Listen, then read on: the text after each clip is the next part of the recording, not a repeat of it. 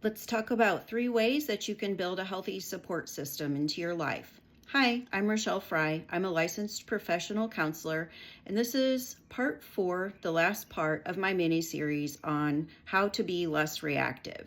So today we're going to talk about something that's really important. It's about building a healthy support system into your life.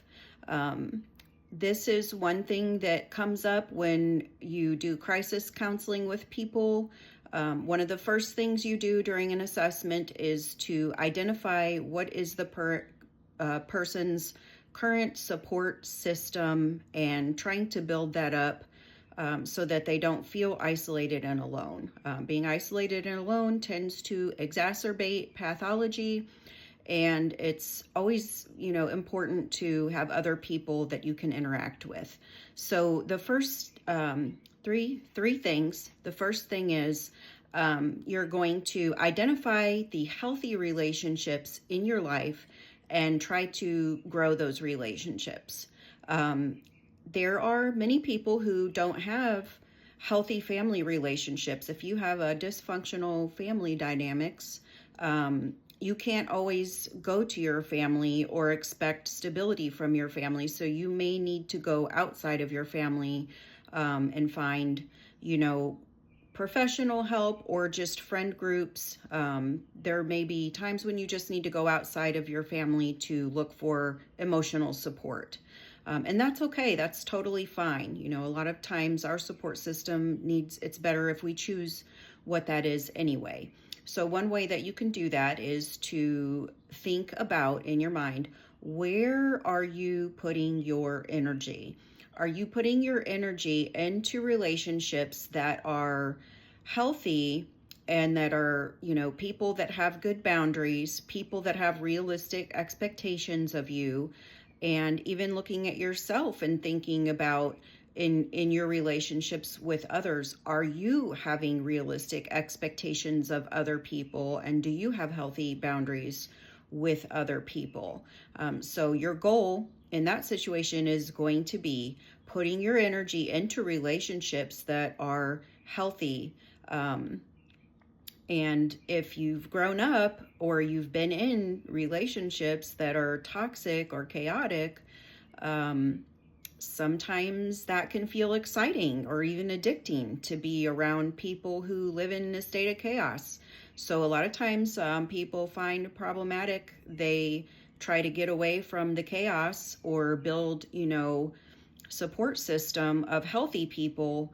They find themselves bored a lot of times because they're used to chaos. So if you're exiting situations that are dysfunctional and chaotic, you will have to get used to quiet. You will have to get used to calm. You will have to get used to functional relationships, and it won't feel normal at first.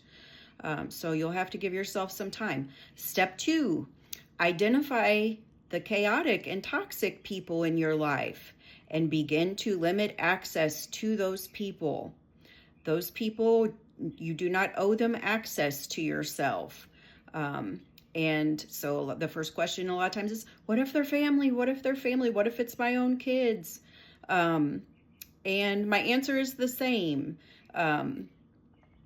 Family can be toxic. Friends can be toxic. I think it's really important to assess every relationship that you have. And the other thing that can come up here is, with a lot of times toxic relationships are not mutual.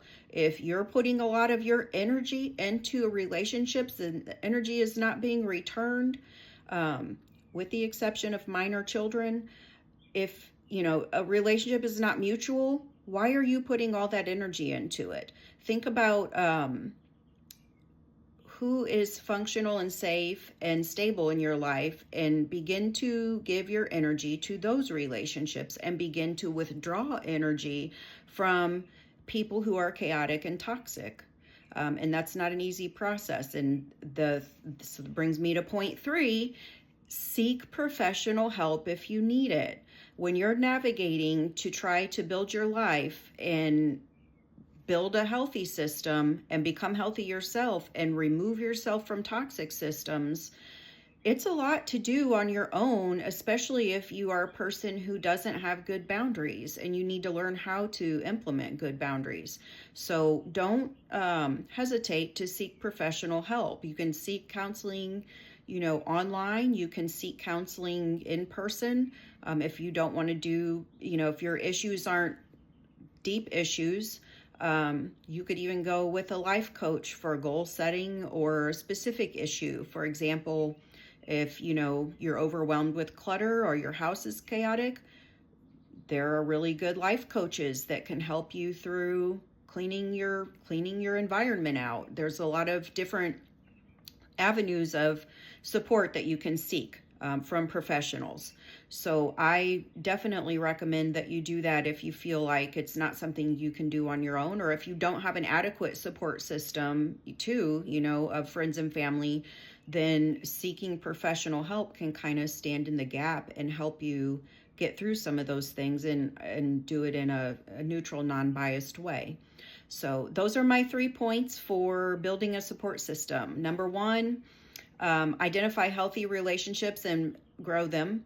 Number 2, identify chaotic and toxic relationships and begin to limit access to those people. And number 3, seek professional help if you need it. I hope that feels helpful to you. And this is concluding our 4-part series of how to be less reactive. I hope you enjoyed it. Thank you.